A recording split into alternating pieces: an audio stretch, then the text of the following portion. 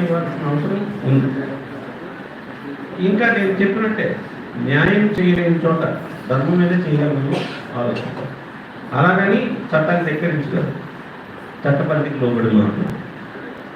ఏదేమైనా మీ అందరి సహాయ సహకారంతో ఇందులో ఏ ఒక్కరిని కూడా ప్రత్యేకించి మీ సహకారంలో అయిందని చెప్పను. ప్రత్యక్షంగా కానీ పరోక్షంగా కానీ ఈ బార్ అసోసియేషన్ ఉన్న ప్రతి మెంబరు, ప్రతి క్లర్క్, ప్రతి ఆఫీస్ బేరరు, ఈ ప్రీమిసెస్తో సంబంధం ఉన్న ప్రతి వ్యక్తి, మా సిబ్బంది, మా దగ్గర స్వచ్ఛ భారత్లో పనిచేస్తున్న వ్యక్తులతో పాటు అందరూ కూడా మాకు ఇచ్చిన కోఆపరేషన్ వల్లే ఈరోజు మీ దగ్గర ఎంత గ్రాండ్గా సన్మానం పొందగలిగాను. నేను ఈ సన్మానాన్ని గొప్పగా ఫీల్ అవ్వడం లేదు, ఇది నాకు అడిషనల్ బర్డెన్. ఇప్పుడు నేను దీనికంటే ఇంకా అడ్వాన్స్డ్ స్టేజ్లో నా తదుపరి పరిపాలన లేకపోతే నేను ఓడిపోయి ఉండలేక. కాబట్టి మీరు నన్ను ఇంత గ్రాండ్గా సన్మానం చేసి నా బాధ్యతలు పెంచారు.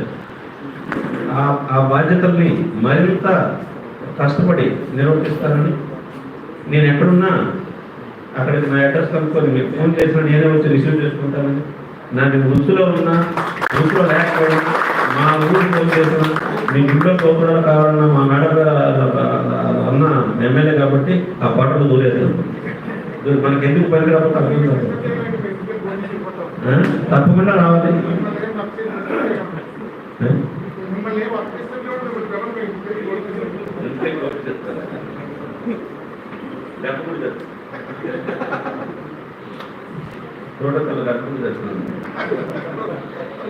సో ఇంత చక్కటి సహకారం అందించిన మీ అందరికి కూడా కొందరు ఈ మనసుకు ముప్పించేవాడి రోజు మీకు గుర్తుందో లేదా, నా బెంచి నేను కొన్నిసార్లు సిగ్గుపడుతుంటాను. ఏంటి అంత సీరియస్గా ఉంటే నేను జోక్ వేసుకొని కూర్చుంటాను.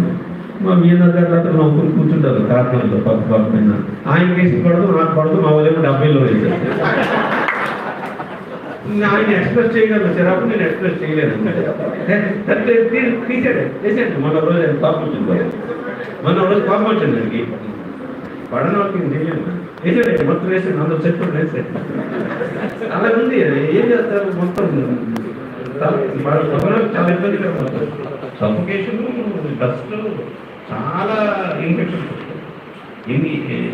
ఇమ్యూనిటీ తక్కువ కూడా చాలా ప్రాబ్లం. రాత్రంతా తగ్గుతుంది, మనకు జ్వరం వచ్చింది. అప్పటికే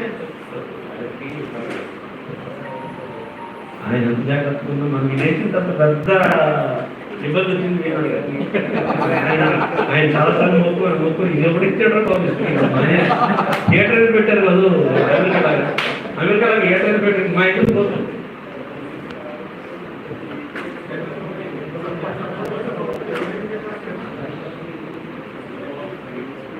సో ఒక్కొక్కరికి మాట్లాడినప్పుడు నేను బావనో పెద్ద మామనో కొందరిని వ్యక్తిగతంగా కూర్చొని బెంచ్ మీద ఎప్పుడు కామెడీ జబర్దస్త్ లాగా ఉండేది. నేను ఎప్పుడు సీరియస్గా మెయింటైన్ అలాగే నేను వచ్చే కదా చేస్తున్నాను, మాట్లాడుతున్నాను. ముఖ్యంగా ఎక్కువగా అలాంటప్పుడు బాధ్యతలు ఆయన ఏడారు కదా, రెండో బాధ్యతలు ఈయన వ్యక్తిగా చూపించినా ఇంకో బాధ్యత. ఈయన ప్రతిసారి వ్యక్తిని చూపించారు. సిఎస్ఆర్ గారు తక్కువ, మా అజయ్ గారి మీద అప్పుడప్పుడు మంచి మా దగ్గర అలవాట్లేదు. సో అలాంటి వాళ్ళు ఎవరైనా మీరు మనసు నొచ్చుకుని ఉంటే క్షమించండి. నాకు అనుభవం సంబంధం. నేను ఎప్పటికీ చెప్తున్నాను ఈ బాధ అంతా కూడా నాకు అనుభవం. నేను ఎక్కడ ఉన్నా అది మ్యాటర్ ఆఫ్ రైట్ ఇచ్చాను. You have to come as a matter of right. మీకు అది కాక మీ బిడ్డ మీ ఇంట్లో ఉంది కాబట్టి అవసరమైతే నన్ను బయట తరిమేసి ఆ కుక్కల్ని